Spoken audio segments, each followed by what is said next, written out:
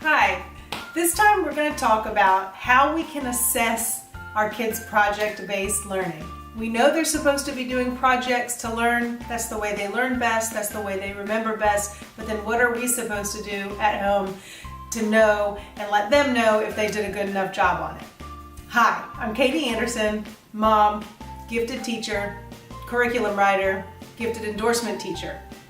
You're already a pro at parenting, so stay tuned and let me help you become a pro at teaching.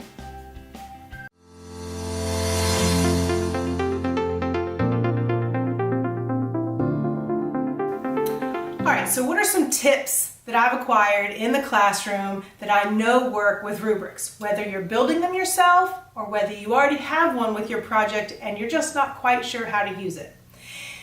If you're having to write your own rubrics, there are a couple of different camps out there. One of them, all of them need to have different categories, and then within each category, some specific requirements. So let's say one of your categories is computation, or one of your categories is problem solving, or maybe the kids are doing this in a group, and so you want to have some group skills and how well you cooperate with others as a category. You need to decide what categories it is that you need to have in there, and then under each category you'll have some requirements. Some people like to do rubrics like this, and those rubrics are going to be very, very detailed. The kids will know exactly what's expected to get a 1, exactly what's expected to get a 2, exactly what's expected to get a 3, and so on. Usually rubrics are 1 to 4 or 1 to 5. Sometimes you'll find some with more numbers that they can get. I'm of a different camp. I prefer, and from my experience with kids, I prefer to make my rubrics a little bit more like this, where the categories look more like checkoff lists. Then the kids know exactly under each category, like problem solving, for example, exactly what you're hoping they will do to earn the highest score in that problem solving category.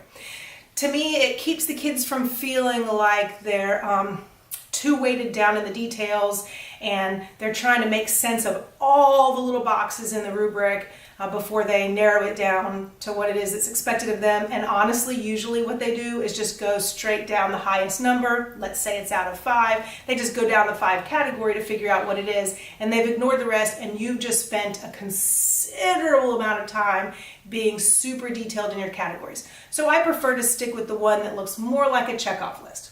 All right, let's say you've made your rubric, or one of them came with one of your projects. Now what do? The most important tip to using rubrics for project-based learning is talking about them with your kids first, before the project ever starts. That way, the evaluator knows exactly what's expected at the end, and so does the kid. Then they aren't just like slapped at the end a grade, or you didn't do well enough without really knowing what was expected of them to begin with. So definitely talk about the rubric with them, go over it, ask questions, let them highlight or circle or underline keywords in it, so everybody right from the start knows what the expectations are. My next tip for using rubrics once you have one is to put the kids in charge of going back and checking that rubric periodically throughout the process of the project. This helps teach those kids time management. It teaches them personal goal setting and responsibility. It really gives that control of the process instead of just the final product right on the kiddos. So periodically remind them to pull that rubric out and go all the way down their checkoff list and see how well they're doing with what those final expectations are. And I find sometimes they think they're exactly on the right track, but they've totally forgotten a couple of requirements, and they can catch themselves before they're too late in the process. So let's say the kid finishes the project. You now have to use that rubric and do that final evaluation, right? Well, I like for the students or the kiddos to also have to evaluate themselves. So I have them sit down either before me or with me and do a self-evaluation where they can go down, decide if they actually met all the requirements on that rubric, and justify what kind of a score they would have given themselves. You might want to call your scores needs improvement, or you met my expectations, or you exceeded my expectations. You may be somebody who really likes to turn it into a grade, a percentage. Some people like to do that, or some kids are more motivated that way. Maybe they've been in public school long enough that they just feel like they still need that number. So if that's the case, you just, of course, add up all their points that they earned on that rubric and divide by how many possible points it was, so you can and the student can figure out what grade that would have been. I have a feeling most people are going to be more in the along the lines of, yeah, you met my expectations, or you really wowed me and exceeded them, or this has some more room for improvement, where can we go from here? And then you guys sit down together and you look at that. You compare how you would have evaluated that project and how your kid would evaluate that project, and have a discussion about it, so that you can decide, hey, maybe it's time to go back to the drawing board and do some revisions, or wow, this is really cool. What did you learn from this process? How could you use this in your life later? And where does this fit into your learning, and not just in this one little piece of content, but where does this fit in the bigger picture of your learning? I like those discussions with them after they do projects.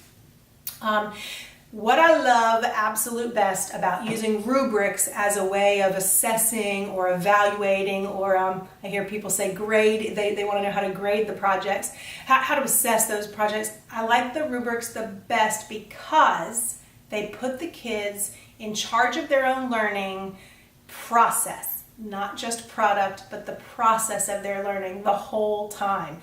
And isn't that what we want? We want eventually for them to be responsible people in the world, and not always counting on somebody else to spoon feed them information, or to always tell them you did a great job or you didn't do so well. Is them becoming responsible for knowing that. And I love that part about rubrics the very, very best.